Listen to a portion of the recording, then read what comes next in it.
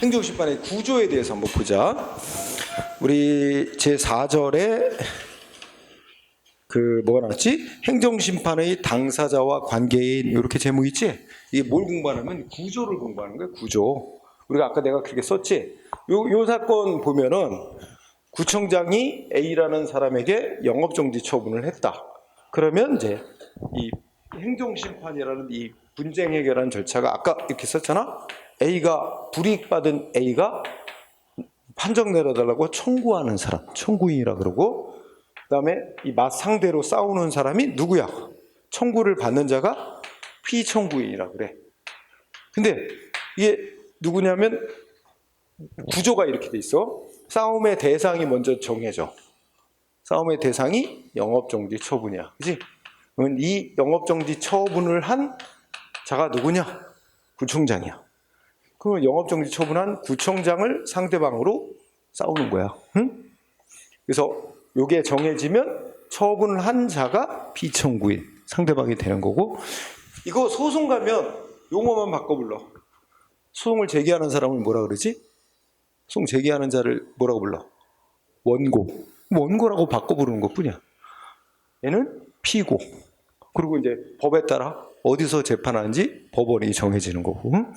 그러면 여기 피청구인이 정해지면 피청구인을 감독하는 상급기관 딱 결정나는 거예요. 어디서 판정하는지가. 근데 얘가 이제 여기가 만약에 종로구청장이면 어떻게 될까?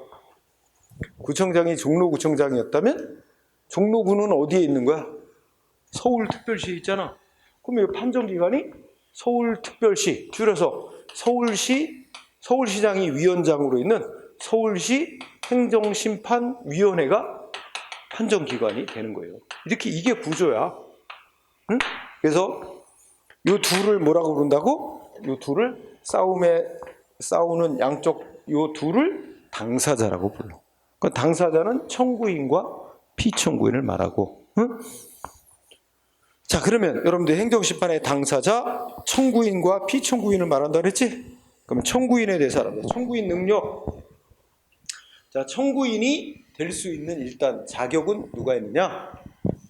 자연인, 법인뿐만 아니라 법인 아닌 사단이나 재단으로서 대표자나 관리인이 정해져 있는 경우에는 그 사단이나 재단의 이름으로 심판 청구를 할 수 있다. 그지? 그러면 누가 청구할 수 있다는 거야?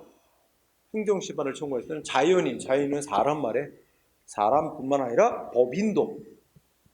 법인에 대해서 A가 법인이면 영업정지 받으면 법인도 행정심판 청구할 수 있다. 그 다음에 누구도 법인 아닌 단체도, 응? 법인 아닌 사당 재단, 그러니까 법인으로 만들어져 있지 않은 단체도 대표자나 관리인이 정해져 있다면 행정심판 청구할 수 있다는 거야. 응? 근데 둘째 줄에 포인트 있어. 밑줄. 누구의 이름으로? 응?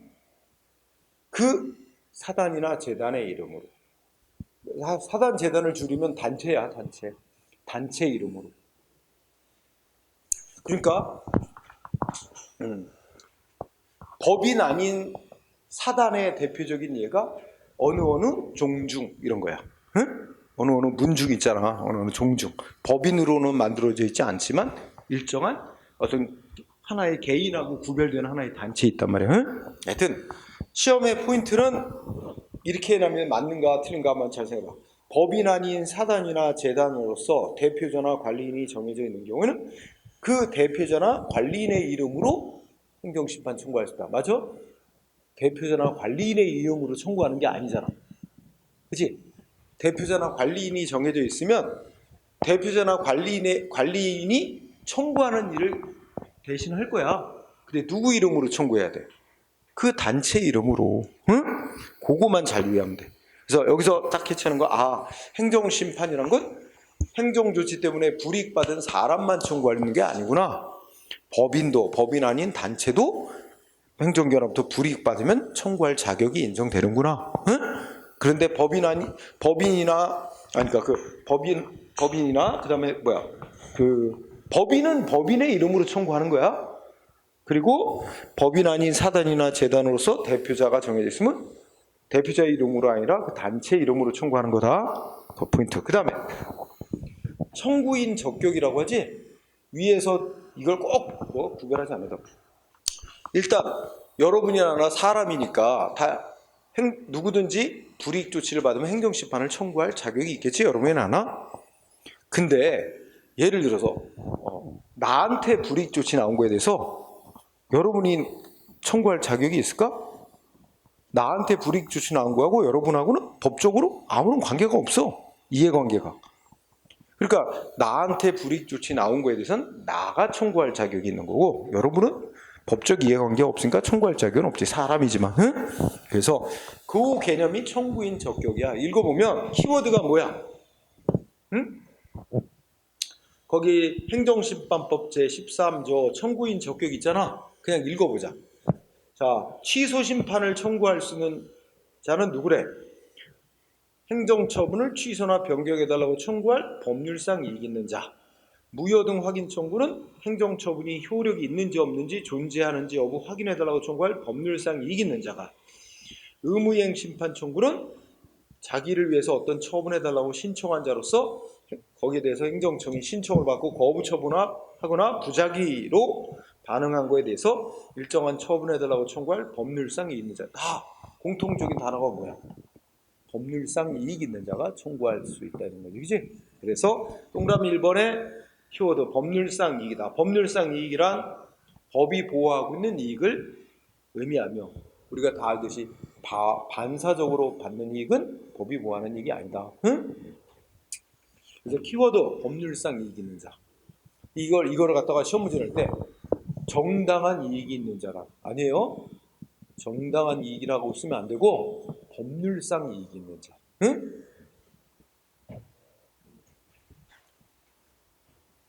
자, 동그라미 2번. 법률상 이익이 있는 자라면 누구든지 가리지 않고 청구할 수 있습니다. 응? 법률상 이익이 있다면 누구도.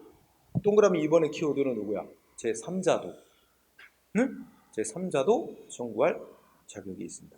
예를 들면 제3자가 이런 거지. A라는 사람이 있는데 A가 뭘 신청했냐면 공장 건축 허가를 신청을 했어. 그랬더니 예를 들어 시장이 신청을 받고 공장 건축 허가를 내줬어. 응? 그러면 A는 지한테 신청한 대로 허가가 나왔으니까 A가 지가 원하는 거 해줬는데 A가 싸워? 안 싸우지. 근데 인근 주민들이 난리가 났어.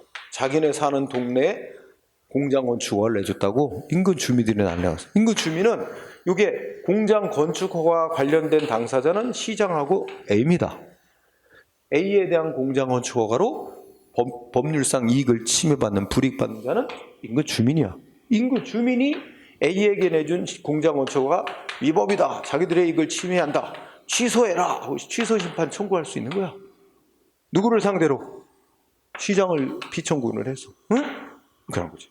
제3자도 어떤 행정처분, 다른 사람한테 해준 행정처분 때문에 불이익받는다. 법적 불이익받는 3자도 행정심판 청구할 수 있다는 거. 동그라미 2번에 제3자도 뭐 그 정도 하고, 사망은 그냥 읽고 지나가. 어떤 행정처분의 효과가 기간이 경과되거나 집행이 다 끝나거나 이런 뒤에도 그 취소받으면 회복되는 법률상 이익이 있으면 제기할 수도 있다. 이렇게 돼 있지? 네, 그냥 읽고 지나가세요. 자, 그 밑에 판례가 뭐 2개 나와 있는데 거의 시험에 쓰인 적이 없으니까 넘어가세요. 응? 자, 그 다음에 방가로 3번 선정대표자라고 있어. 가볍게 읽고 지나가자. 행정심판을 청구하는 사람이 여러 명이야. 같은 문제에 대해서. 이 경우잖아. 자, 여기 시장이 A한테 공장 건축허가 내줬더니 인근 주민, 동네 사람들 300명이 응? 들고 일어났어. 근데 이 사람들이 다 뭐야? 이 청구하는 서류에 다 이름 올립니다. 청구하는 사람 여러 명이 청구하는 거예요. 300명이 다 청구해. 이름 다 써요. 그런데 이거 이제 한마디씩만 가서 얘기를 해도 아마 하루 종일 얘기하면 이거 막 진행도 안 될 거고, 그지? 복잡할 거 아니야? 그래서 읽어봐. 동그라미 1번. 여러 명, 다수의 청구인이 공동으로 행정심판 청구를 할 때는, 자, 밑줄 치자. 청구인들 중에서 3명 이하의 대표자를 선정할 수 있다. 응? 대표자는 누구 중에서 선정하게 돼 있어? 청구인들 중에서. 그죠? 그리고 행정심판위원회도 너무 복잡하다, 필요하다고 인정할 때는 청구인들에게 대표자를 선정해라. 응? 권고할 수 있고, 그리고 대표자를 선정하면 2번, 다른 청구인들은 선정된 대표자를 통해서만 뭔가 주장하고 싶은 거 주장도 하고 증거도 제출하고. 대표자 뽑는 이유가 그거지. 2번 읽고 지나가고. 자, 대표자로 선정된 자는 대표자니까 다른 청구인들을 대표해서 그 행정심판 청구한 사건에 관해서 뭐 주장도 하고 증거 제출한 거 다 할 수 있는데, 지 마음대로 청구했던 걸 취하하는 거 있지? 취하하는 것만은 지 마음대로 못해. 취하하는 것만은 다른 청구인들 모두의 동의를 얻어야만 하게 돼 있죠. 취하만은 다른 청구인 모두의 동의를 받아야 된다. 응? 그리고 그 아래 판례가 하나 나와 있는데, 청구인들이 대표자를 선정했대. 근데 법규정에 보면 대표자는 누구 중에 선정하게 돼 있지? 청구인 중에서 선정하게 돼 있지. 근데 청구인이 아닌 자 중에서 대표자를 선정하면 그거는 무효다. 법규정이 청구인 중에서 선정하라고 돼 있으므로, 그래서 청구인이 아닌 자 중에서 대표자를 선정한 행위는 무효라는 얘기입니다. 그렇죠? 간단하죠? 그 다음에 청구인의 지위 승계라고 해서, 그러니까 행정심판을 청구한 그 청구인의 자격을 이어받는 거지. 예를 들어서 이런 경우 어떨까? 여기서 A가 그 구청장으로 영업정지 처분 받아갖고 A가 청구를 했어요. 그래서 지금 판정이 진행 중인데 그만 청구한 A가 뭔가 하여튼 열받아갖고 쓰러져 사망했어. 청구인이 사망했어. 그러면 어떻게 될까? 이 A가 하던 사업을 자식이 상속했다. 그러면 상속인이 이 청구인의 지위를 이어받아서 그대로 이 심판 청구를 이어갈 수 있어요. 응? 청구인 지위를 그대로 이어받아서. 이게 승계야. 그래서 읽어봐. 청구인의 지위 승계 1번, 행정심판이 제기되고 난 후에 청구인이 사망 밑줄 치세요. 청구인이 사람인 경우 사망하거나, 청구인이 두 번째 줄 끝에 법인이란 말이야. 법인이 청구인인데 행정심판 청구가 되고 난 후에 다른 법인하고 합병이 됐든지, 그러면 합병 후 존속하는 법인이 자동으로 어떻게 돼? 청구인의 지위를 이어서 진행을 한단 말이야. 응? 그래서 우리가 두 개 다 나와. 사망은 당연히 사람을 전제라고. 합병, 그러면 넷째 줄, 당연히 승계한다. 응? 이거 당연 승계라고. 당연히 승계니까 뭐 별도의 허락을 받거나 이럴 필요가 없이 자동으로 지위를 승계하는 거지. 근데 동그라미 2번은 이게 자동으로 당연히 승계하는 게 아니야. 그지? 읽어보면 어떻게 돼 있어? 행정심판 청구 대상과 관계되는 권리나 이익을 양수한 자는 행정심판위원회에 신청을 해서 내가 청구인의 지위를 승계하겠다. 신청을 해서 허가를 받아야만 지위를 승계할 수 있대. 응? 그러니까 요거는 거기 양수한 자, 응? 양수. 권리이익을 양수한 자는, 응. 그러니까 이런 경우지. 예를 들면 종로구청장이 A한테 영업정지 처분을 했는데 A가 이제 뭐 행정심판 청구를 했을 수도 있고, 아직 A가 행정심판 청구를 안 했는데 A가 하던 가게를 B가 인수를 했어. 그럼 어떻게 돼? 이 영업정지 처분과 관련된 사업을 인수한 B는 행정심판 청구인의 지위를 이어받는다는 거지. 단 이어받으려면 행정심판위원회인데 신청해서 허가를 받아서만, 응? 자기가 이어받겠다. 응? 그래서 키워드 양수한 자는 허가를 받아. 응? 이건 당연히 승계하는 게 아니죠. 그 차이만 기억하면 되겠습니다. 자, 그러면 당사자 중에 청구인을 공부했어. 그 다음에 피청구인은 누가 되는 거래? 피청구인은 행정심판 청구 대상인 처분을 행한 행정청이 피청구인이 된다. 그래서 법조문만 잘 봐. 피청구인 적격해놓고 행정심판은 처분한 행정청. 자, 밑줄 처분한 행정청. 우리가 줄여서 처분청이 피청구인이 되는 거야. 응? 그리고 두 번째 포인트, 다만 둘째 줄. 심판 청구 대상과 관계되는 권한이, 즉 달리 말하면 처분 권한이 다른 행정청에 승계된 경우에는 권한을 승계한, 여기 밑줄, 권한을 승계한 행정청을, 거기가 밑줄이야. 권한을 승계한 행정청을 피청구인으로 해야 한다. 응? 그러면 이 말은 어떤 말이 되냐면 이런 경우지. 자, 여길 다시 잘 보면 종로구청장이 처분을 했어요. 그럼 피청구인은 종로구청장이고 행정심판 판정기관은 구청장의 상급기관인 서울시 행정심판위원회가 돼요. 그런데 이게 구청장이 영업정지 처분을 내리고 난 다음에 법이 바뀌었어요. 법에 따르면 이거 서울시장의 권한으로 바뀌었어. 권한으로 변경이 됐어요. 원래는 구청장이 하게 돼 있는 영업정지 처분을 구청장의 권한으로 돼 있었는데 법이 바뀌더니 서울시장의 권한으로 변경이 됐어. 그러면 구청장한테 영업정지를 처분받은 A는 이제 법이 바뀐 다음에는 누구를 피청구로 해야 돼? 서울시장을 피청구로 해서 청구를 해야 돼. 응? 그지? 그러면 피청구인이 서울시장이 되면 판정기관도 바뀌어요. 그런 구조라고. 응? 그래서 다시 읽어.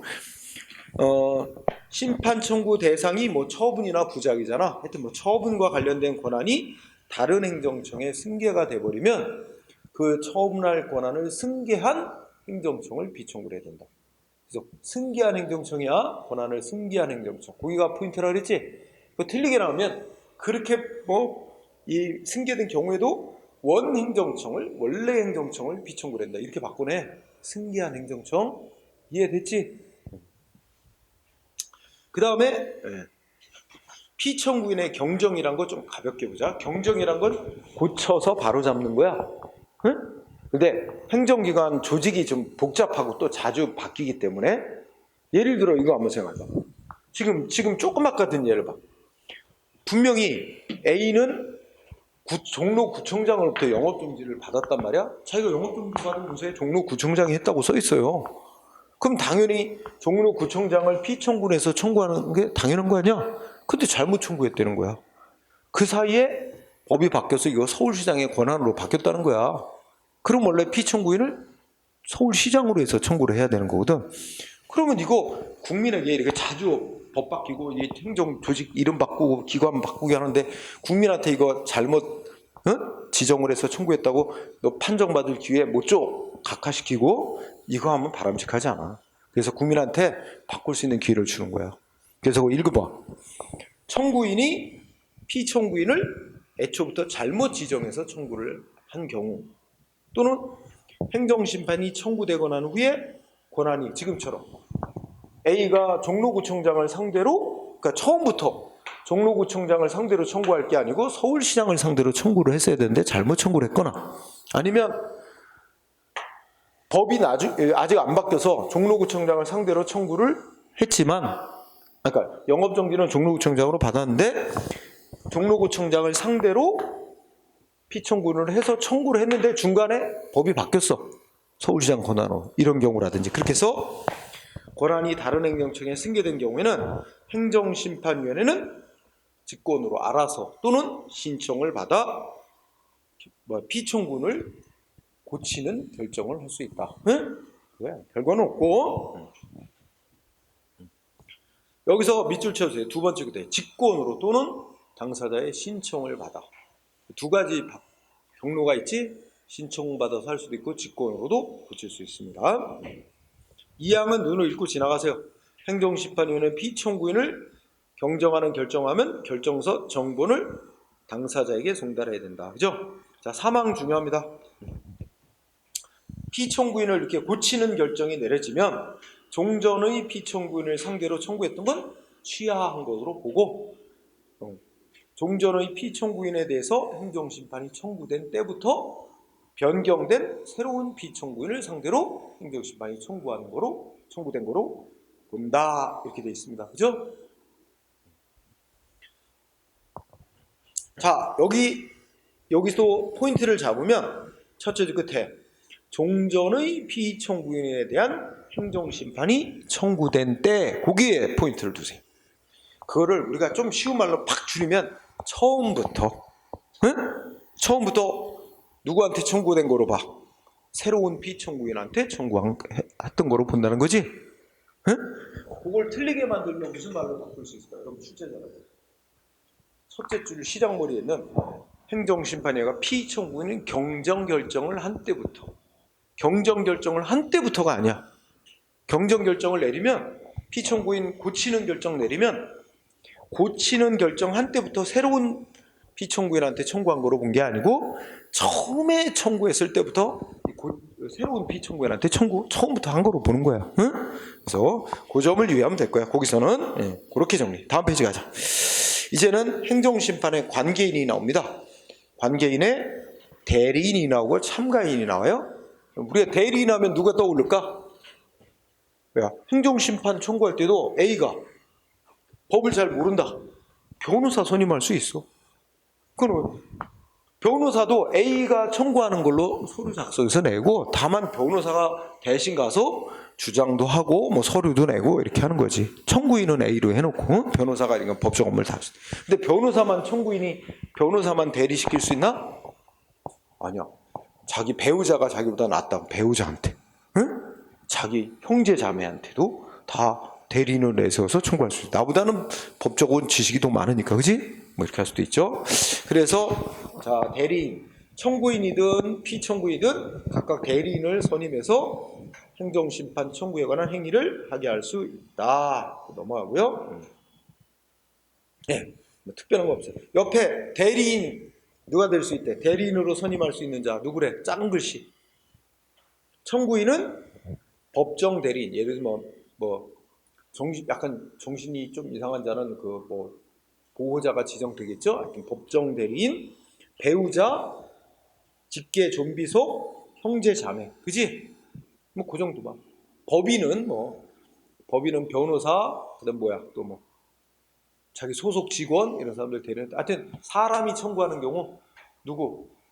배우자, 직계 좀비속, 응? 형제 자매도 대리인으로 할 수 있습니다. 대리인으로 선임할 수 있어요.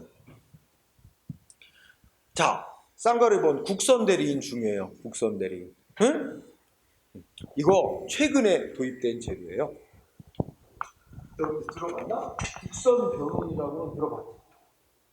그거 원래 무슨 재판이냐면 무슨 범죄 저질렀다고 형사 재판할 때, 형사 소송할 때 그 경제적 능력이 없어서 변호인을 선임하지 못하는 자는 나라에서 공짜로 변호인을 붙여주는데 그걸 국선 변호인이라 그래. 행정심판에도 그게 없었다가 새로 도입을 했어요. 그래서 여기는 국선 대리인이란 이름으로 도입했죠. 그래서 자, 국선 대리인 동그라미 1번. 청구인이 경제적 능력으로, 경제적 능력 때문에 대리인을 선임할 수 없는 경우에는 그 위원회가 이제 행정심판위원회야. 행정심판위원회에 국선 대리인을 선임해달라고 신청할 수 있다. 뭐 특별한 논점은 없어요. 그냥 1번 알아두고. 동그라미 2번. 그러면 신청을 받은 행정심판위원회는 국선 대리인을 선정해 줄 것인지 여부에 관해 결정을 하고 지체 없이 통지해 주래, 결과를. 그죠? 근데 둘째 줄 끝에 보면 이 경우 위원회는 안 들어줄 수도 있대요, 신청을. 그 국선 대리인 선임해달라고 이제 신청이 들어왔더라도 행정심판위원회는 원래의 행정심판 청구가 명백히 부적법하거나 이유가 없는 경우 또는 권리의 남용이라고 인정되는 경우에는 국선 대리인을 선정하지 아니할 수 있다. 그래서 1번, 2번 별로 그렇게 특별한 게 어디를 틀리게 만들거나 그거는 없어요. 기본적으로 국선 대리인 선임. 다만 그래서 1번 국선 대리인 선임은 경제적 능력이 기준입니다. 그 다음에 2항에서 포인트는 국선 대리인 선임해달라는 신청받고 안 들어줄 수 있는 사유가 나열돼 있지. 행정심판 청구가 명백히 부적법하거나 권리를 남용하는 거다라고 인정될 때는 거부할 수 있다. 그 사유, 그렇게 거기에 포인트를 둬. 그 다음에 쌍가루 3번 참가인이라고 있어. 거의 시험에 안 냅니다. 참가인이라는 거는 자, 참가인에 대해서는 동그라미 1번을 봐봐. 뭐라고 써있나?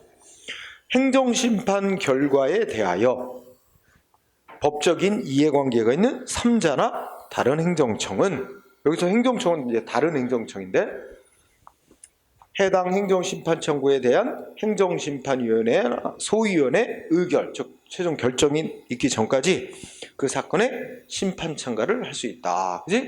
왜 그러냐면 판정 결과가 어떻게 나오느냐에 따라서 이해관계가 있으니까 그 판정에 영향을 미치기 위해서. 예를 들면 이런 거야. 이게 여러 번 쓰는데, 그렇게 쓰자. 예를 들면 이거지.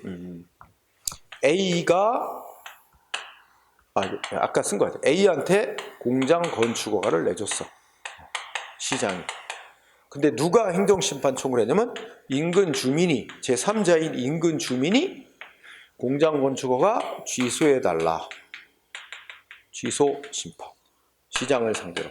근데 이거 판정이 어떻게 나오냐에 따라서 만약에 여기서 이런 판정 나오면 어떻게 될까? 시장이 A에게 내준 공장 건축 허가는 위법이므로 취소한다. 판정 나오면 어떻게 되지? A가 가만히 있다가 이 판정 나오면 공장 건축 허가 그냥 원래부터 없었던 일이 돼버려요. A가 판정 결과가 어떻게 나오냐에 따라 이해관계에 있는 자지? 싸움은 누구하고 싸우고 있어? 인근 주민하고 시장하고 싸우는데 싸움의 대상은 A에게 내준 공장 건축 허가가 위법이라고 싸우는 거란 말이야. 여기서 취소한다고 판정, 취소한다는 재결이 만약에 나오면 이것 때문에 A는 불이익을 입게 돼요. 그죠? 자기가 시장에 내준 공장 건축 허가가 처음부터 없던 일이 돼버린다고. 이런 걸 방지하기 위해서 A는 어떻게 할 필요가 있어? 이 싸움 결과에 나도 이해관계 있다. 신청하는 거야, A가. 행정심판위원회라 나도 할 말 있다. 신청해서 A는 주로 어느 쪽 편에 서서 싸울까? 이쪽 편에 쓸 거야. 그지?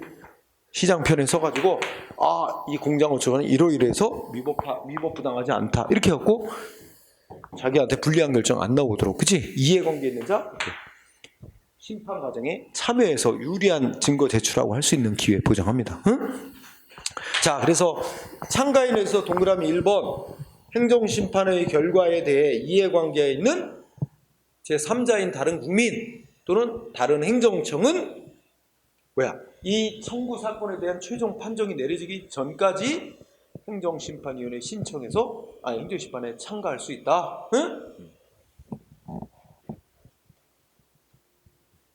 그 다음에 사항이 중요해. 사항. 행정심판위원회도 필요하다고 인정하면 행정심판위원회, 판정 내리는 행정심판위원회라는 곳에서도 이거 양쪽 당사자 얘기만 들어보고 판정하기는 좀 그렇다. 이거 판정 결과 이해관계는 A의 얘기도 좀 들어봐야 되겠다. 그러면 A에게 행정심판 과정에 참여하라고 요구합니다. 그래서 행정심판위원회도 필요하다고 인정하면 심판 결과 이해관계는 3자나 다른 행정청에 참가할 것을 요구할 수 있다. 그런데 그 다음 문장을 잘 봐. 행정심판위원회가 니도 참가해라 하고 요구를 했는데 그럼 참가해야 될 의무가 있습니까? 두째 줄 봐. 참가 요구를 받은 제3자나 다른 행정청은 지체 없이 참가할 것인지 여부를 통지해 줘야 된다. 그럼 참가 안 하겠다고 통지하면 되는 거 아니야? 하기 싫으면. 나 판정 결과가 어떻게 나오든 나 참가하기 싫어요. 참가 안 하겠다고 통지하면 되지. 그럼 시험 문제 어떻게 나왔을까 예전에? 자, 행정심판위원회가 니도 참가해라 요구하면 제3자는 참가해야 한다. 아닙니다. 참가 안 해도 되죠? 참가할지 여부는 참가할 것인지 말 것인지 알리면 되게 돼 있지. 참가해야 될 의무가 규정돼 있지는 않죠? 그 점에 포인트를 준다. 그러니까 지금 경로상 두 개야. 이게 이 행정심판에서 판정 결과에 이해관계 있는 3자는 A인데 A는 지가 원해서 행정심판에 나 여기 참가하고 싶다 해주고 참가할 수도 있고, 얘가 원하지는 않는데 행정심판위원회가 니도 네 얘기도 들어보고 판정할랜다. 니도 참가해라 요구할 수 있다는 거야. 근데 A는 나 참가 안 할래요. 안 할 수도 있는 거야. 안 하겠다고 알리기만 하면 되는 거지. 그래서 1번하고 3번에다가 1번하고 4번에다 포인트를 두세요. 자, 그러고 나면 행정심판기관이 나옵니다. 응? 자, 이 짜임새 구조에 여기 심판기관, 행정심판기관 누가 되느냐?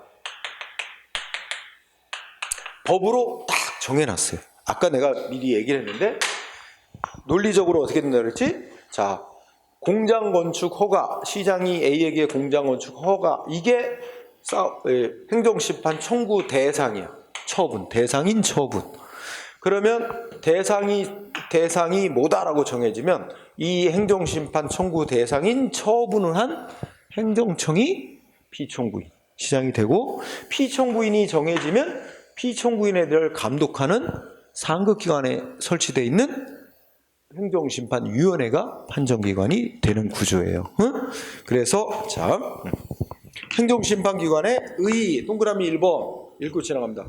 심판기관이란 청구를 수리하고 심사해서 판정 내리는 권한 가진 기관을 말하는데, 동그라미 2번 두째 줄 2008년부터는 심리와 의결, 재결을 포함해서 모든 행정심판위원회가 하고 있습니다. 옛날에는 이게 따로따로 분리가 돼 있었는데 지금은 행정심판위원회가 심사도 하고 결정도 하고 결정 대상을 또 통보도 하고 다 해요. 응? 자, 그냥 넘어가세요. 그러면 그 밑에 거 있잖아. 행정심판기관 법으로 정해. 이거 외워야 돼. 그렇죠? 자, 어떻게 돼 있지? 1, 2, 3, 4 이렇게 네 가지로 나눠져 있지? 자, 1항 보면 먼저 이렇게 공부를 해. 자, 제1항에 1, 2, 3 처분청이라는 데 보면, 자, 감사원, 국가정보원장, 일단 둘만 밑줄 치자. 감사원하고 국가정보원장. 그러면 봐, 이렇게 왜? 감사원이 여기가 그림을 자, A라는 사람에게 감사원에서 뭔가 불이익 처분을 했대. A가 이번에 승복 못한다고 A가 행정심판을 청구하려고 한대. 그러면 이 처분을 취소해달라, 이런 청구를 하겠지? 취소해달라, 이런 청구를 하겠지? 자, 그러면 피청구인이 누구예요? 응? 피청구인이 누구야? 감사원. 그렇지? 감사원이 처분했잖아. 처분한 자가 피청구인이지? 그러면 감사원이 피청구인. 피청구인이 감사원이면 행정심판기관은 누가 되죠? 오른쪽에, 맨 오른쪽에. 어디서 판정하는데? 해당 행정청에 두는 행정심판위원회가 판정. 그럼 해당 행정청이 감사원이야. 감사원 소속으로 행정심판위원회를 두게 돼 있단 말이야. 감사원 소속 행정심판위원회가 판정한다는 거야. 응? 그지? 그러면 여기가 감사원이 아니고 여기 국가정보원장. 국정원장이면 또 어떻게 되는 거야? 국정원장이 처분한 행정청. 그럼 피청구인 국정원장. 응? 국정원장이 피청구인 되는 사건은 어디서 판정해? 국가정보원장 소속으로 설치해놓은 행정심판위원회에서 판정한다는 얘기야. 그지? 그 구조 이해됐어요? 그러면 거기 그 칸에 2호, 그것도 밑줄. 국회 사무총장이 처분한 거 어디서 판정해? 국회 사무총장 소속으로 행정심판에 두었다는 거지. 거기서 판정한다. 그런 식이 국회 사무총장, 법원행정처장, 헌법재판소 사무처장, 중앙선거관리위원회 사무총장, 여기서 한 처분은 다 그 소속으로 설치해놓은 행정심판에서 한다. 응? 그리고 3호 내려가면 하나만 공부하면 되겠지. 3호는 뭐 나왔어? 국가인권위원회. 응? 국가인권위원회에서 국민한테 한 처분은 국가인권위원회 처분했다. 피청구인 국가인권위원회, 심판기관 국가인권위원회 소속으로 두는 행정심판위원회에서 판정한다. 그치? 근데 약간 어떻게 돼? 좀 불공정한 측면이 있지. 말하면 지가 해놓고 지 소속으로 있는 판정기관이 판정한다? 그치? 약간은 공정성에 좀 문제는 있어. 근데 그렇게 하도록 돼 있어. 그 다음에 2호, 제2항. 제2항은 이제 어떻게 공부하는지 알 거야? 자, 1호에 보면, 2항 1호에 보면, 제1항에 따른 행정청 말고, 나머지 국가행정기관장 또는 그 소속 행정청이 한 처분. 응? 그러면 거기 1항에 따른 행정청 이외 국가행정기관의 장. 그 국가행정기관의 장이라고 써 있는데 거기 대표적으로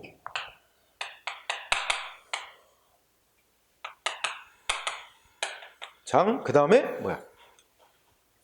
그 다음에 또 뭐였지? 또는 그 소속 행정청.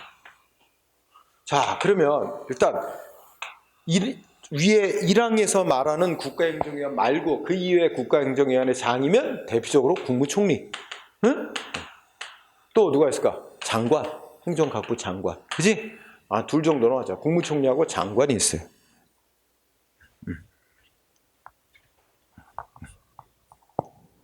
그러면 질문해보자. 국무총리가 아까 여기서 자, 국무총리가 A라는 사람에게 뭔가 불이익한 처분을 했다. 그러면 그림 그리면 A가 청구인 이 국무총리라는 처분이 이게 대상으로 취소해달라 뭐 이런 거 청구 대상. 피청구인은 국무총리겠지? 피청구인은 국무총리. 그러면 국무총리가 피청구인이 되는 사건은 어디서 판정한다고? 응? 오른쪽에 보니까 국민권익위원회라고 있단 말이야. 국민권익위원회에 설치해 놓은 중앙행정심판위원회라는 곳이 판정하게 돼 있단 말이야. 응? 그치? 우리 중앙행정심판위원회에서 판정하는 사건이 제일 많아요. 거의 대부분 여기서. 국민권익위원회 소속으로 두는 그러니까 줄이면 중앙행정심판위원회가 판정한다. 응? 그러면 국무총리만 그래? 보건복지부 장관이 처분한 거 어디서 판정해? 중앙행정심판위가 판정한다. 응? 그렇지? 장관, 행정안전본리 장관이 한 처분도 중앙행정심판위원회에서 판정한다. 응? 그렇지? 그 다음에 여기 국무총리나 장관이 한 처분도 중앙행정심판위원회에서 판정하지만 국무총리 소속기관이나 그 장관 소속으로 있는 행정기관이 한 처분도 다 중앙행정심판에서 판정한다. 그러면 국무총리 소속 그 행정기관에 누가 있을까? 예를 들면 법제처장도 있어요. 법제처장이 한 처분. 또 누가 있지? 응? 뭐 국가보훈처장도 있어요. 응? 또 뭐 있어? 뭐 여러분이 행정학 필수로 해지? 안 하는 사람도 있나? 행정학을 하게 되면 이 정부 조직도 당연히 외워야 돼요. 그러면 국무총리 속기관으로 처장들이 있어요. 법제처장, 국가보훈처장, 인사혁신처장, 응? 또 기록, 식품의약품안전처장, 식약처장이라고 하지. 응? 식약처장. 아, 그러니까 이런 줄여서 식약처장. 이런 사람들이 한 처분은 이런 자들이 한 처분은 다 중앙행정심판위원회에서 판정합니다. 그 다음에 장관 소속으로 있는 행정청. 그러면 장관 종류마다 예를 들어 국방부 장관 밑에는 뭐가 있을까? 청으로? 국방부 장관 밑에? 응? 그렇지. 병무청장. 병무청장이 한 처분 다 중앙행정심판에서 판정한다. 근데 병무청장 밑에 또 뭐 있어? 지방병무청장들이 있어요. 지방병무청장이 한 것도 중앙행정심판에서 판정한다. 응?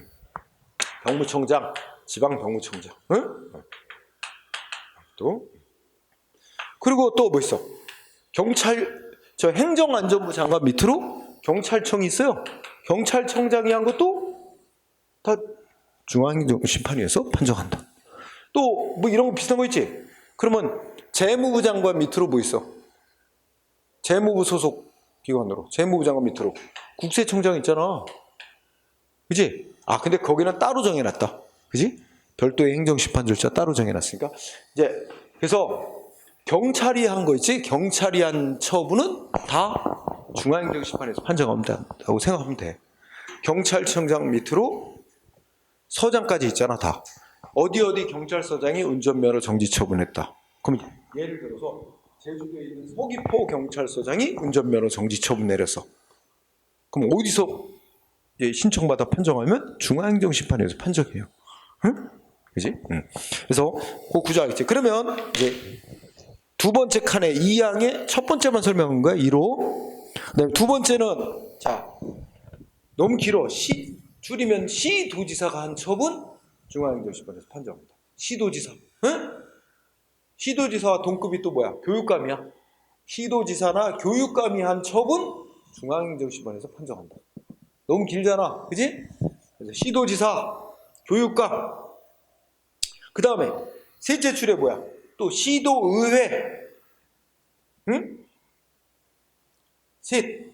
그러니까 시도지사, 시도의회, 교육감이 한 처분은 중앙행정심판위에서 판정하게 돼 있다. 응? 그 다음에 3은 첫째 줄 끝에 뭐야? 국가, 지방자치단체, 공공법인 등이 공동으로 설립한 행정청이 한 처분. 응? 국가, 지자체, 공공법인 등이 공동으로 설립한 행정청이 국민한테 행한 처분 역시 중앙행정심판에서 판정한다. 자, 그 다음에 사망을 가자. 사망은 자 누가 판정하는 사건이지? 시도지사 소속으로 만들어 놓은 행정심판에서 판정한다. 어떤 사건들? 누가 한 거? 시도 소속의 행정기관이 한 처분. 응? 또 2번 시도구역 내에는 시군구청장이 한 처분. 시군구청장. 응? 시군자치구의 장, 시군구청장이 한 처분. 그 다음에 시군구 의회에서 한 처분. 응? 그 다음에 사망에 가면 뭐가 나와 있지? 시도 관할구역 내에 있는 둘 이상의 지방자치단체 공공법인이 공동으로 설립한 행정청이 한 처분은 시도 행정심판에서 판정한다. 여기까지 하면 돼. 맨 밑에 사항은 안 해도 돼. 응? 사항은 일반적인 경우가 아니고 검찰청만 해당 사항이 되는 거야. 응? 그래서 그냥 읽어보면 뭐 대통령령으로 정하는 국가행정기관 소속 특별지방행정기관, 이게 법무부 소속으로 검찰청으로만 따로 하는 거라 시험에 안 내니까 1항, 2항, 3항만 공부하세요. 응? 무슨 누가 한 처분 어디서 판정하는지, 응? 그지? 외울 수 있죠? 이거 외워야 돼. 시험에 내. 응? 그러면 예를 들어서 자, 이거면 우리 인천 옹진 군수가 A한테 한 처분. 옹진 군수가 A한테 한 처분. 이거 행정심판의 구조를 그려보면 A가 청구인, 응? 이 처분이 이게 심판 청구 대상. 그 다음에 대상인 처분은 옹진 군수가 있으니까 피청구인은 옹진 군수. 그럼 옹진 군수가 피청구인이라는 사건은 어디서 판정한다? 응? 어디가 판정기관이야? 그래, 시도지사 소속으로 된 행정기관. 그러면 옹진군은 어디 소속에 있지? 인천광역시 소속이지.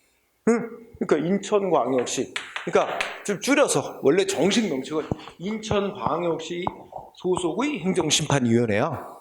길으니까 인천시 행정심판위원회. 응? 인천시 행정심판위원회가 판정하게 되어 있습니다. 이렇게 됩니다. 이게 최하 단위로 설치된 게 시도 단위까지 설치된 거야. 행정심판위원회는. 응? 그러니까 뭐 여기서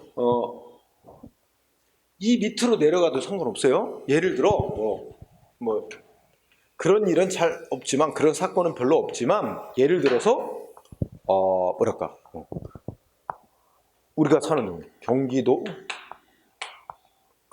강원도, 응? 강원도 인제군, 그다음 뭐야? 인제군 다 인제읍, 나 잘 모르니까. 그다음에 뭐야? 인제면, 인제면 하여튼 인제면 면장이 뭐 주민 A에게 처분했다, 그지? 그럼 이거 어디서 판정해? 응? 읍 단위, 군 단위의 행정심판위원회 없어. 최하 단위가 시도 단위로 설치되어 있으니까 여기로 가야 돼. 강원도 행정심판위원회가 판정해. 응? 그지? 그리고 서울특별시장이 한 처분 어디서 판정해? 서울특별시장이 자 이렇게 내가 서울특별시장이 네, 보건복지 사무 관련 처분을 했다. 응? 보건복지 관련 어떤 처분을 했다. 이 처분에 대해서 불복하는 사람 행정심판 청구하는데 심판기관 어디야? 응? 그렇지. 이 사무 상관없어요. 사무는 상관없고 누가 처분했느냐가 중요한 거지. 서울특별시장. 그럼 시도지사, 특별시장, 광역시장, 도지사, 시도지사가 한 처분이니까 중앙행정심판위원회가 판정하는 거지. 응? 네, 그렇게 되는 거예요. 그래서 이 판정기관들 꼭 알아둬야 되고 뒤로 가보면 이제 자 행정심판위원회 구성과 운영이라고 돼 있어. 그지? 먼저 쌍가루 1번 제목은 그냥 따로 이렇게 법이 쓰는 용어는 아니고 일반행정심판위원회라는 건 편의상 만들어놨어. 뭐만 빼고 중앙행정심판위원회만 빼고 나머지는 다 일반행정심판위원회라고 그냥 통칭해버린 거야. 그러면 행정심판위원회는 자 동그라미 1번 몇 명으로 구성하는지 알아두세요. 일반행정심판위원회는 일반행정심판위원회 뭐라고 생각하면 여기 인천시 행정심판위원회라고 생각해봐. 인천시 행정심판회 위원회 위원장 1명 포함해서 50명 이내 위원으로 구성. 응? 숫자 50명? 응? 위원장 누구래? 원칙이. 응? 인천시 행정심판회 위원장 누구야? 인천시장이야. 거기 2항에 보면 위원장은 그 행정심판회가 소속된 행정청이 되며 이랬으니까 인천시장이 위원장인 거야. 경기도 행정심판위원회는 경기도지사가 위원장이고, 그지? 네, 그런 식이라는 거지. 다만 이제 위원장이 없거나 부득이한 사유로 위원장이 직무를 수행 못하거나 위원장이 필요하다고 인정할 때는 위원장이 사전에 지명한 위원이, 그지? 위원이 위원장의 직무를 대행하거나 뭐 등등 이렇게 한대. 넘어가고 위원장은 위원회가 속한 해당 행정청이 된다 그랬어, 그렇지? 네. 그 다음에 사망 외울 건 없어요. 이제 꼭 이런 거는 안 내는 게 바람직한 데다가 좀 안 내면 좋은데 잘 안 내 진짜. 그 행정심판위원회 위원으로 될 수 있는 요건이지. 응? 그래서 보면 그냥 눈을 읽어보면 변호사인데 5년 이상 실무 경력이 있는 사람. 또 뭐 2번 외우지 마. 그 다음에 고등교육법 읽으면 이제 그 대학 교수로서, 응? 대학 교수로서 대학에서 조교수 이상으로 재직하고 있거나 재직 중인 재직이었던 사람. 그 다음에 공무원, 행정기관의 4급 이상 공무원이었거나 고위공무원들에 속하는 공무원이었던 사람. 박사 취득한 후 해당 분야에서 5년 이상 경력 있는 사람. 뭐 등등 이렇게 일정한 자격 가진 사람 중에서 위원장이 위촉합니다. 응? 그래서 각 분야별로 행정 분야별로 전문가라고 생각되는 사람들을 위원으로 이제 위촉 구성해놔. 거기는 이제 공무원들도 몇 껴 있어요. 공무원이랑 여기는 지금 일반 민간인 위원들, 응? 이런 자격 가진 자들을 위촉. 그러면 야 이거 아까 무슨 청구 들어가면 행정심판 청구 들어가면 예를 들어서 인천시 행정심판에 최대 50명까지 구성하잖아. 50명 다 모여서 이거 심사 결정하는 거 아니야. 50명으로 나라는 위원을 시켜놓고 청구가 들어온 사건이 건축과 관련된 거면 건축 분야 전문가들로 회의를 하는 거야. 총 몇 명으로 보이냐? 총 9명. 그래서 그 밑에 있을 거야. 동그라미 4번. 행정심판 청구 들어오면 위원회 회의를 여는데 회의 몇 명이 된대? 위원장과 위원장이 회의 때마다 지정하는 8명. 그리고 총 9명이 청구된 사건에 대해서 심사한다는 얘기지. 응? 그래서 첫째 줄 고거 밑줄 9명. 근데 괄호 속에 보면 9명 중에 위촉위원이라고 했지? 다른 말로 하면 그건 공무원이 아니라 민간인 위원. 응? 위촉된 위원은 민간인 위원을 말해. 그게 얼마를 넘어야 되는데? 6명 이상이 되는데. 응? 그러니까 공정성을 위한 거잖아. 여기에 위원 중에 공무원을 너무 많이 집어넣어버리면 자기네가 해놓고 그걸 자기 심사한다는 게 공무원이 또 심사한다는 게 좀 그러니까 민간인 민간인위원을 6명 이상으로 하라. 그죠? 다만 위원장이 공무원이 아닌 때에는 5명 이상 최소 이제 과반수만 충족하면 된다고 돼 있고.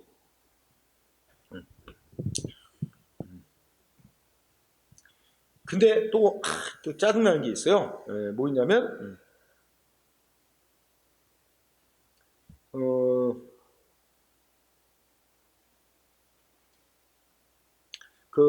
셋째 줄에 또 이거 보자. 다만 국회 규칙, 대법원 규칙, 헌법재판소 규칙, 중앙선관위원회 규칙 또는 대통령령으로 정하는 바에 따라 위원장과 위원장이 회의마다 정하는 6명의 위원으로 한다. 구성할 수 있다. 그러니까 예를 들어서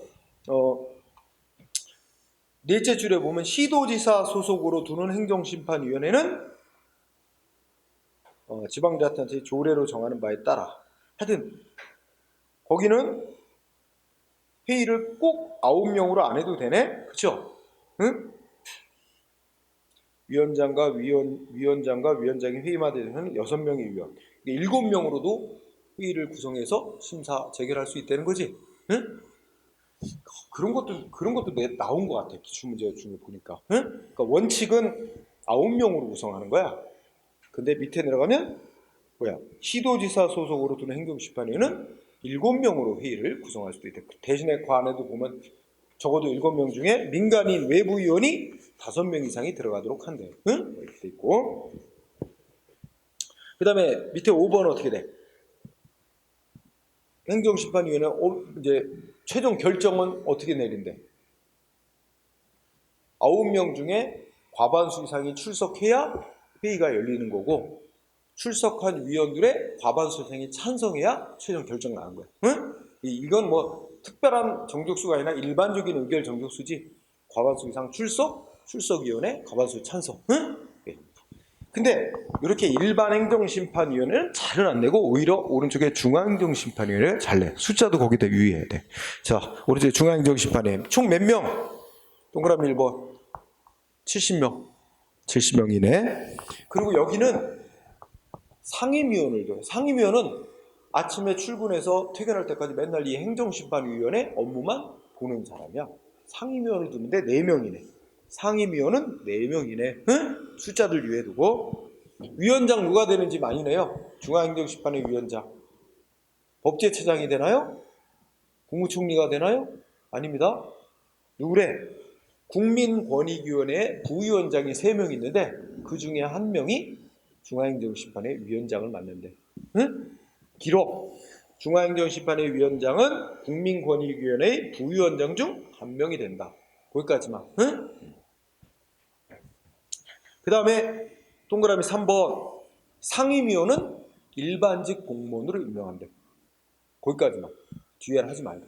이게 예전에는 별정직 공무원으로 임명하도록 돼 있었다가 바뀌었어요. 일반직 공무원으로. 응? 그 다음에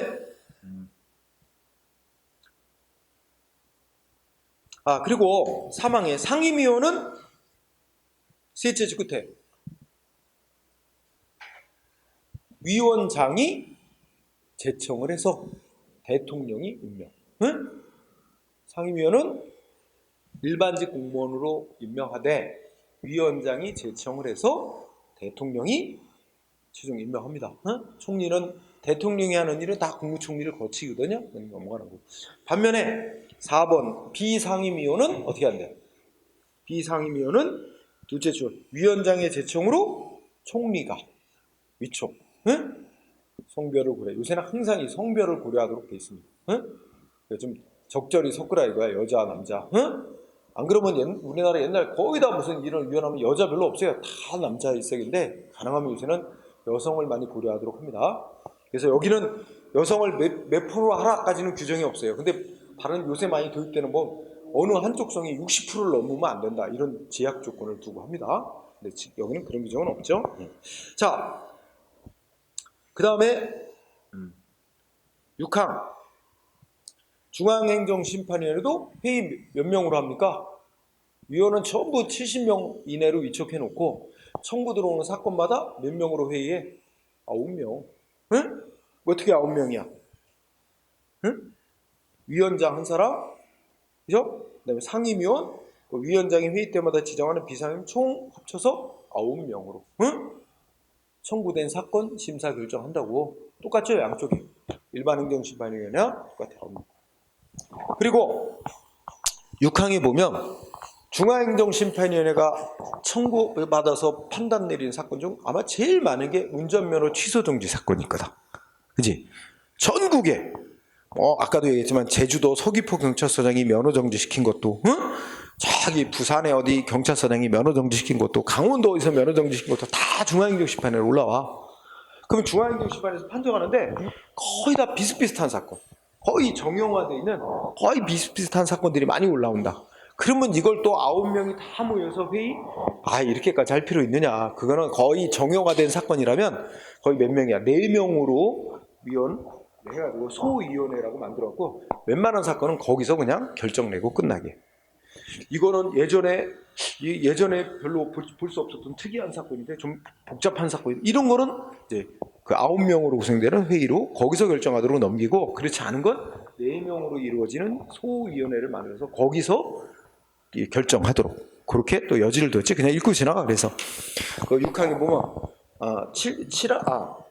6항에 보면 중앙행정심판위원회는 청구 사건 중 도로교통법에 따른 운전면허 처분에 관한 사건은 면허 취소 정지 사건 같은 거는 이제 4명의 위원으로 구성하는 소위원회를 만들었고, 거기서 심리 의결하게 할 수 있도록 해놨지. 그 취지 알겠지? 워낙 많으니까 비슷한 사건들이 그렇게 나왔던 거예요. 그리고 7항 각각 어떻게 결정한대? 위원 과반수, 그러니까 9명 중에 5명 이상 출석으로 회의 열리고, 5명 중에서 5명이 최하 5명이 출석했다면 3명 이상 찬성하면 결정 나는 거예요. 그죠? 일반적 의결 정수. 그렇게 봅니다. 자, 그리고 좀 짜증나지만 중앙행정심판위원회는 위원 임기가 얼마래? 동그라미 2야. 임기 3년. 위원장, 그 상임위원회 임기 3년. 상임위원회 임기 3년, 한 번까지는 연달아 임명. 그러니까 6년을 연달아 할 수 있죠. 일체. 그 외 임기는 위원 3항. 그 외 상임위원 말고 나머지 비상임위원회 임기는 2년. 2번까지 연임할 수 있대. 응? 그 정도. 그 다음에 들어가면, 넘어가세요. 그 다음에 뭐가 있냐면, 쌍가로 4번. 위원 등의 제척 기피 회피제로. 제척 기피 회피란 말? 처음 듣는 말 아니지? 응? 이거 무슨 위원회 할 때마다 맨날 등장하는 거야. 이게 뭐야? 공정성을 위한 거야. 아니, 청구된 안건하고 연관 있는 위원이 심사에 참여하면 되겠어? 그건 공정하지 않겠지? 그러니까 그 청구된 사건, 예를 들어서 어떤 약국에, 어떤 약국이 법 위반 행위했다 해서 영업정지 처분 나갔는데, 이거 위법이다, 위법 부당하다고 취소 심판 청구가 들어왔어. 근데 그 심사하는 위원으로 그 약국의 배우자가 위원이야. 행정심판의 위원. 그럼 배우자가 껴들어가서 심사하면 되겠어? 안 되겠지. 그러니까 공정성에서 빼도록 하는 거예요. 우리가 재판 받을 때 판사도 이해관계 있으면 빠지도록 합니다. 그래서 판사가 불공정하게 뭔가 재판을 진행했다. 그럼 법원에다가 신청할 수 있어요. 판사 바꿔달라고. 이걸 이제 기피 신청한다 그래요. 응? 그래서 거기에 용어 제척, 기피, 회피 이 말 나오지? 여기에 막 표로 다 길게 써놨지? 시험에. 응? 핵심은 이거야. 행정심판위원에게 제척, 기피, 회피 제도가 적용되도록 규정이 있다. 규정되어 있다는 것만 알면 되는 거야. 그럼 제척이 뭐냐?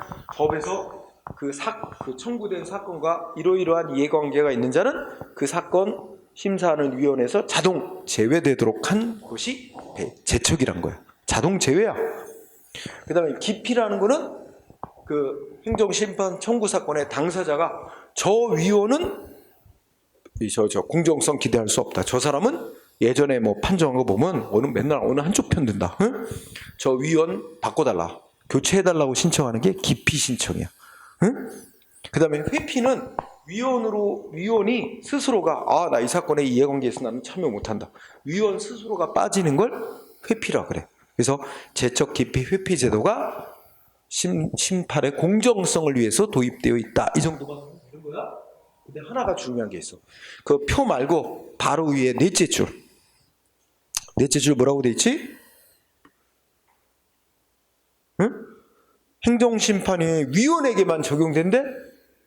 행정심판위원회는 또 이 행정 업무를 담당하는 직원들이 또 배정이 돼 있어요.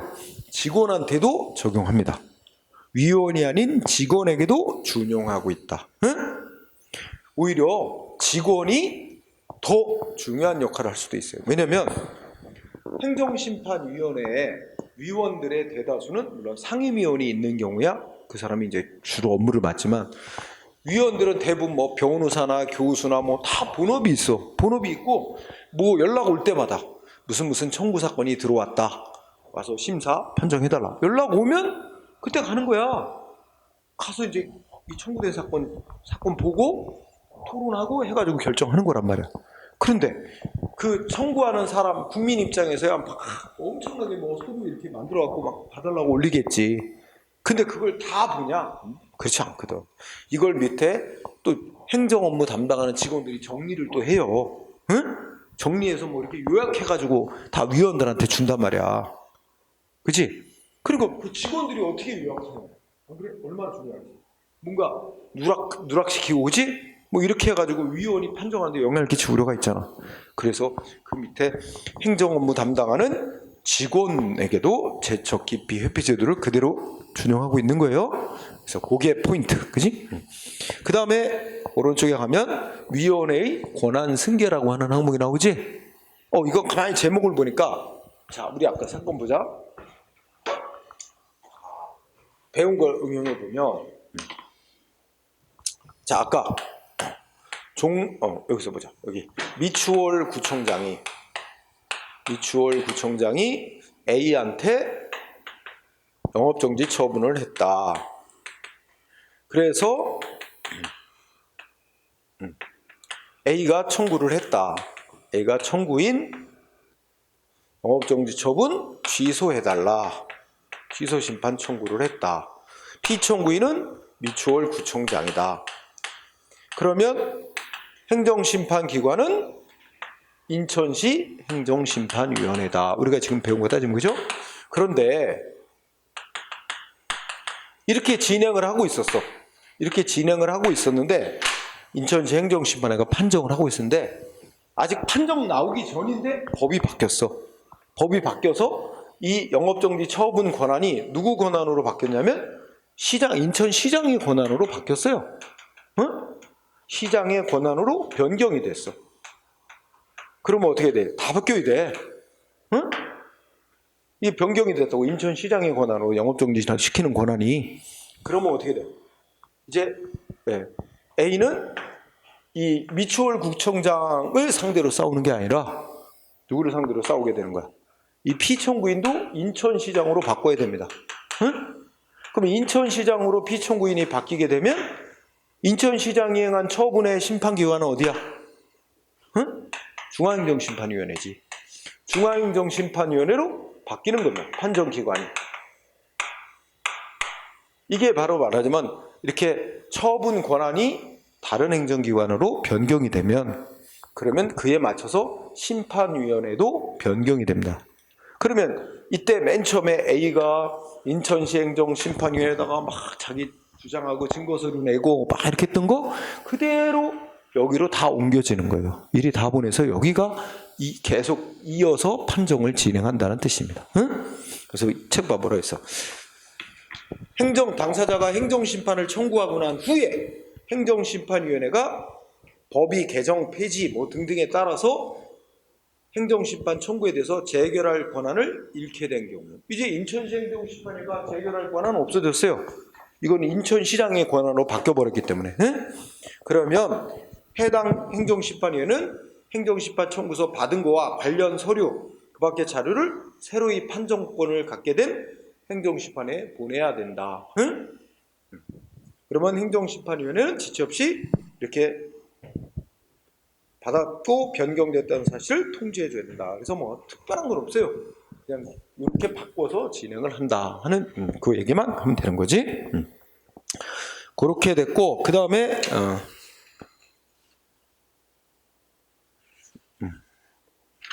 네, 그거 기간, 뭐 청구 요건, 청구 요건부터는 다음 시간에 하자. 응? 다음 시간에. 청구 요건부터는.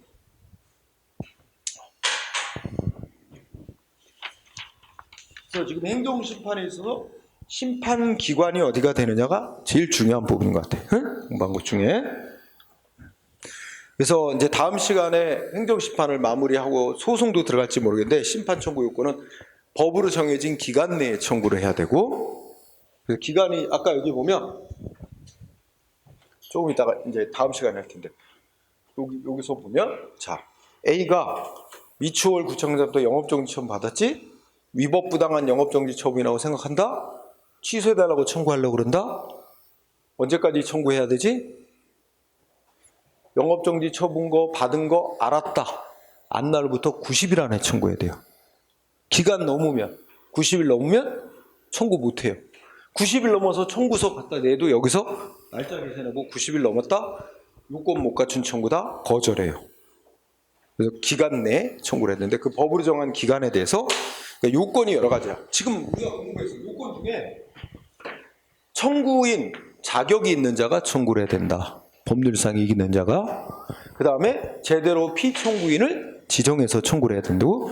청구 대상이 될 수 있는 행정기관에 한 처분이나 부작위, 미법하거나 부당하다고 생각되는 처분이나 부작위를 대상으로 청구해야 되고, 피청구인을 제대로 지정해서 청구해야 되고, 심판기관이 어딘지도 다 청구서에 기재해야 돼요. 이것도 제대로 다 지정해서 청구해. 이게 다 요건이야. 근데 이제 요 요건 공부했고 다음 시간에는 청구 기간, 또 청구서에 어떻게 써서 내야 되는지, 또 청구서를 작성하면 어디다가 내야 되는지, 응? 이런 요건을 공부하고, 요건을 갖춰서 청구를 했다? 행정심판위원회가 어떤 절차를 거쳐서 심사하고 판정을 내리는지. 그래서 여기서 심판위원회가 판정을 내리면 그 판정 결과 나온 거에 행정기관, 구청장, 상대방 국민에게 어떻게 효력을 미치는지, 이런 부분들이 심판의 마지막 부분이야. 이런 논리를 공부하고 나면 아까 말했듯이 뭐만 좀 바뀌는 것뿐이다. 용어만 바뀌는 것뿐이야. 소송 가면 원고, 피고라 그러고 얘가 관할 법원이라고 해서 판정자만 바뀌고 이런 절차는 거의 비슷하게 유지가 돼. 응? 그래서 행정심판을 잘 해놓으면 소송은 또 수월하게 가요. 그만큼. 자, 그래서 오늘은 여기 이 정도에서 그쳐야 될 것 같아. 응? 시간도 얼추 됐고, 내가 이번 주는 나 이번 주 너무 고생하는 주야. 화요일, 수요일부터는 아주 진짜 힘든데. 그래서 조금 나아지긴 나아졌는데, 아이고, 여러분들 건강을 조심해야 될 것 같아. 응? 요새 아프면 또 뭐가 의심돼? 이게 또 무슨 뭐야? 새로운 그거 있잖아. 응? 그래서 뭐 열은 안 나는 것 같아서, 그런데 어휴, 조심해야지 진짜. 그래서 막 옷도 막 여러 겹을 껴입고, 응? 몸을 따뜻하게. 그래서 나야 뭐 이미 뭐 시험 볼 사람 아니지만 여러분은 한 일주일간 막 저기 하고 나면 얼마나 손해가 많겠어. 공부 그 스케줄에, 그지? 건강 잘 유의하면서 이제 우리 행정법도 막바지로 와가 이제 좀 해서 이번 달 안에 그 소송까지 마무리를 짓고, 소송하면 1월 달부터는 이제 문제 푸는 거에 집중, 문제 풀이에 집중해서 기본 이론은 좀 아니까 이론. 그래서 아까 원장님하고 얘기인데 1월 달부터는 오전에 2시간 정도를 그날 문제 풀 거에 대한 이제 이론적인 걸 빨리 스킵해서 빨리 보고, 오후에 문제를 열심히 푸는 연습을 한 거예요. 문제 위주로, 문제에 초점이 있어. 응? 그렇게 나가면 아마 뭐 4월 달 시험이니까 한 3개월 열심히 문제 푸는 연습 전범위 하고 나면, 그리고 그 새로운 판례도 좀 더 넣고 해서 연습하면 충분히 뭐 행정법은 고득점을 맞을 거로 예상을 하니까 그렇게 따라와 주면 좋겠어요. 자, 오늘 여기까지 하고 마치십시다. 수고했어요. 네.